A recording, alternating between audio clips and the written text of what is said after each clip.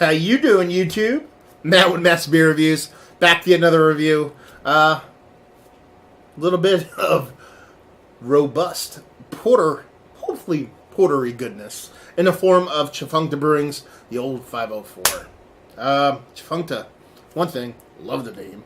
I don't even know what it means, but I dig it. And two, I haven't had a robust porter in a while, so let's see what the sucker has to offer. As far as what it says in the bottle, it says Chafunkta Brewing Company, 6% alcohol by volume, the old 504. On the side here we have, old 504 is a coffee and vanilla infused robust porter that uses real coffee in Madagascar bourbon vanilla beans. It's a very home brewery kind of thing going on there. You don't see a lot of breweries do the whole bourbon vanilla bean thing. Both imported by two local companies in the new 504. New Orleans Coffee Exchange and Ronald Reginald's Vanillas.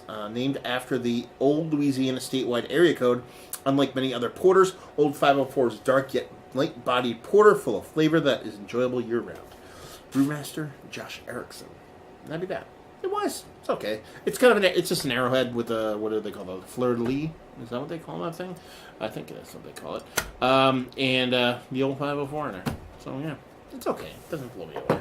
Let's put it that way. Ooh, hey there. Somebody wants to come out of the bottle. Not overly carbonated, but a big hiss on there. Okay, well, you have that going on. There's a cool little bubble floating around in there, so we'll see what happens. We'll give this a big pour here. Oh, let's watch. So exciting. Look at that. I think it's about as far as you can go without the beer actually spilling over. It's pretty exciting stuff. Well, I mean, I'm still going to review it. Do you know what I mean? But it could be an overcarbonation thing. But usually when beers kind of go like that, whatever you want to call it, they're usually infected on their way to becoming infected. Which is kind of a bummer because vanilla and coffee, who doesn't want that? But I've had beers pop off like this. I've had beers go this kind of head on me and actually be tasty still. A Demolin beer comes to mind. I had a Demolin beer, I forget which one it was. I had some home brew come like this, and that's kind of like with the bourbon vanilla bean thing, and then this is kind of exploding the way it is. It definitely comes off kind of like home brew vibe wise, you know what I mean? But we'll see what happens. So for what it's worth, we're going to go to the old oily skin trick here to try to settle this down. Let's do a little rub like this, and then you stick your finger in your beer, and it just kind of goes away. Just enough so I can get a head on her. Or head on her. Smell on her. Nose on her. That's what I'm looking for. Put that sucker over here. Professionalism. So, what do we get? We got 5 fingers, malted malpal colored head, combined with a dark beer. It's hard to say how dark it is. There's only a little bit in there. See if we can get a nose on her. Definitely get a robust kind of chocolate malt thing. And get a little like powdered iced tea vibes from it too. There's a burnt, and I mean burnt brown sugar note to it too. Burnt brown sugar, robust chocolate, kind of roasted malts. And that burnt brown sugar is getting bigger and bigger. Not getting really all that much coffee. That burnt brown sugar is kind of taking over everything. And that's pretty much it. It smells super, I don't know what word to use there. Super impactful, but in not typical beer ways, let's put it that way. But yeah, there's a bit of a kind of a metallic astringency kind of floating around the whole thing. It smells a bit tinny. And yeah, that's about it. So let's dive in and see what the sucker's got.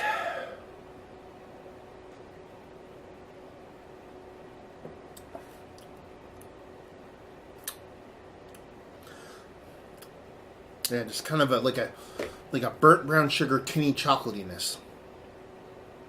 Super crazy, just strychnine metallic. I've eaten a bunch of acid kind of thing going on my tongue right now. Very metallic across the board.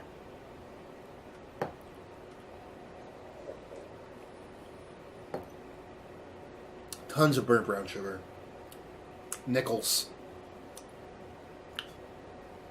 A little bit of graininess. And that's pretty much it. Can't drink. Pretty bad. One of the worst beers I've ever had. Let's put it that way. Yeah, kind of a bummer because I was kind of pumped for it. I was in the mood for some kind of porter chocolate vanilla thing, but this is just a... It's not even like sour infected. It's like chemical infected, almost. And not good at all. Carbonation, obviously, you can see was crazy.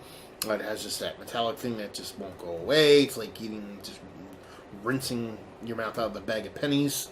And, just over-toasted, burnt brown sugar in a bad way. So, yeah, that's it. Aside that, it was one of the better robust porters I've had as of late. Actually, dead opposite of that. It's probably the worst one I've ever had in my life. And probably one of the worst beers I've had in a while. Is that a brewer problem? I don't know. Is it conditional problem? Is it because, something got in the beer and caused it to get funky? Could be. But, I only have what I can judge on, which is a pretty bad beer.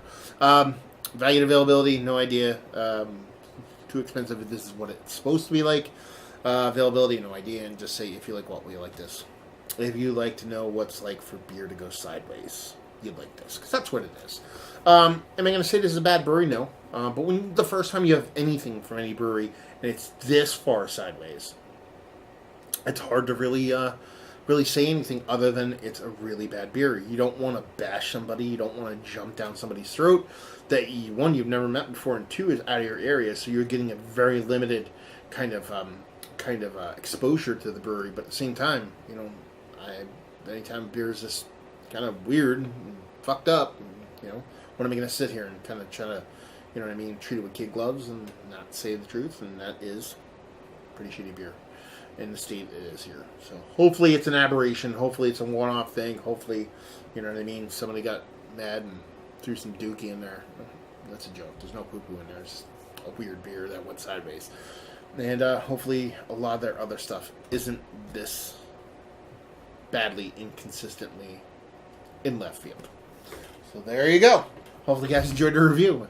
If you didn't, anywhere in between, please leave a comment in the comment section below. Like, subscribe, all that fun stuff. This dude, social media, Massive Beers, just plug that shit in. Find me other places. Yay! And hopefully you guys enjoyed the review. Hopefully enjoying a beer infinitely better than this one. And I hope we'll see you next time. Cheers.